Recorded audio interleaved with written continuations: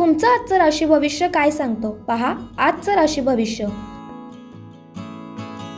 मेष रास, तुमचा आजचा दिवस जबाबदाऱ्यांनी भरलेला असेल। ऑफिसमधील मित्र तुमच्या प्रोजेक्टमुळे आश्चर्यचकित होतील। तुमच्या मुलांच्या प्रगतीने खूप आनंदी व्हाल।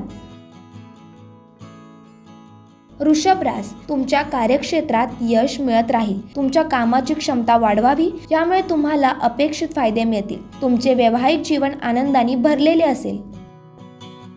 मिथुन रास, वरिष्ठांकडून काही विशेष कामाची माहिती मिळेल। आरोग्याच्या दृष्टिकोनातून आजचा दिवस अनुकूल असेल। फर्निचरचा व्यवसाय करणाऱ्या लोकांना जास्त फायदा होईल।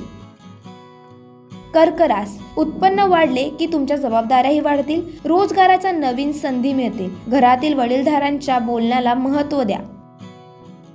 सिंह रास, प्रॉपर्टी डीलर्सना मोठे डील मिळेल। घरातील वातावरण बदलण्यासाठी पार्टी करू शकता। गुडघ्यांच्या समस्येने त्रस्त लोकांना आराम मिळेल।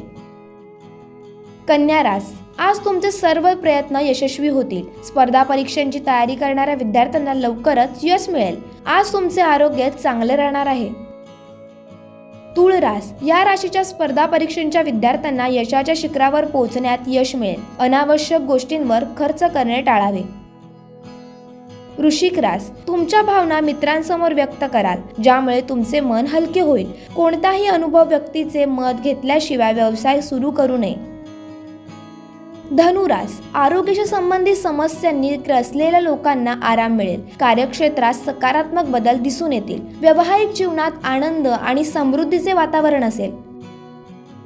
मकर रास, आज शरीराला थोडा आराम द्या आणि अनावश्यक विचार टाळा। या राशीच्या डिप्लोमा करणाऱ्या विद्यार्थ्यांना त्यांच्या अभ्यासात सतत मेहनत घ्यावी। कुंभ रास, छोट्या छोट्या गोष्टींमुळे अडकणे टाळावे। सरकारी खात्यांशी संबंधित लोकांचा सन्मान होईल। विद्यार्थ्यांना कला दाखवण्याची संधी मिळेल। मीन रास, तुम्हाला तुमचं उत्पादन वाढवण्याचे अनेक मार्ग सापडतील, ज्यामुळे तुमची आर्थिक स्थिती पूर्वीपेक्षा मजबूत होईल। विद्यार्थी आज जुन्या अध्यायांची उजळणी करतील। एक महत्त्वाची सूचना, सदर व्हिडिओ केवळ माहितीसाठी आहे। याच्या तथ्यांबद्दल TV9 मराठी कुठलाही दावा करत नाही, तसेच अंधश्रद्धेला दुजोरा देत नाही।